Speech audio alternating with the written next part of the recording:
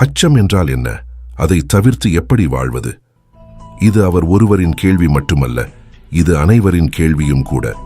ஏனெனில் ஒவ்வொரு மனிதரும் தங்கள் இதயத்தின் ஏதோ ஒரு மூலையில் அச்சத்தை சுமக்கின்றனர். நாம் நேசிக்கும் மனிதர்களை இழந்து விடுவோமோ என அஞ்சுகிறோம். சமூகத்தின் நிராகரிப்பிற்கு ஆளாகி விடுவோமோ என அஞ்சுகிறோம். தோல்வி, அவமானம் மற்றும் தனிமைக்கு அஞ்சுகிறோம். இவற்றுக்கும் மேலாக அறியப்படாத மிகப்பெரிய உண்மையான இறப்பிற்கு அஞ்சுகிறோம்.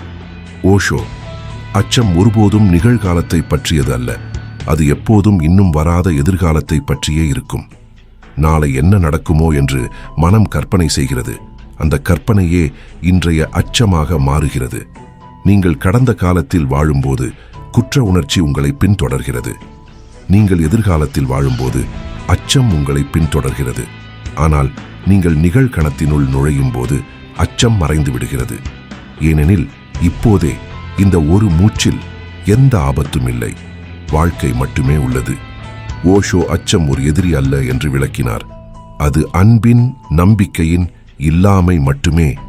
நீங்கள் எவ்வளவு அதிகமாக அன்பு செலுத்துகிறீர்களோ அவ்வளவு குறைவாக அச்சத்திற்கு இடம் இருக்கும். நீங்கள் வாழ்க்கையை எவ்வளவு அதிகமாக நம்புகிறீர்களோ அவ்வளவு அதிகமாக அச்சம் தானாகவே நீங்கிவிடும். அவர் சொன்னார், அச்சத்துடன் போராடாதீர்கள், அதை அடக்க முயற்சிக்காதீர்கள், விழிப்புணர்வுடன் அதை கவனியுங்கள்.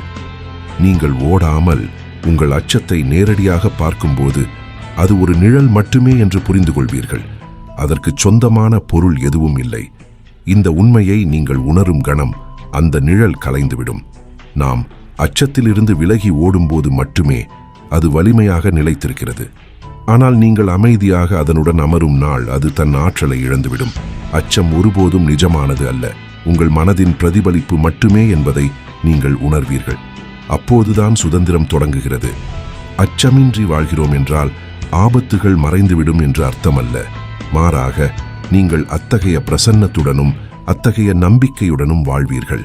அதனால் அச்சம் உங்களை கட்டுப்படுத்த முடியாது என்று அர்த்தம். இதுவே ஓஷோ சுட்டிக்காட்டிய வாழ்க்கை. அன்பு, விழிப்புணர்வு மற்றும் சரணாகதி நிறைந்த வாழ்க்கை. எனவே உங்கள் இதயத்தில் மீண்டும் அச்சம் எழும்போது ஓடாதீர்கள். ஒரு ஆழமான மூச்சை எடுத்து நிகழ்கணத்திற்கு திரும்புங்கள். அச்சத்தை நேருக்கு நேராக பாருங்கள். உங்களுக்கு நீங்களே மெதுவாகச் சொல்லுங்கள், நான் என் அச்சத்தை விட பெரியவன்.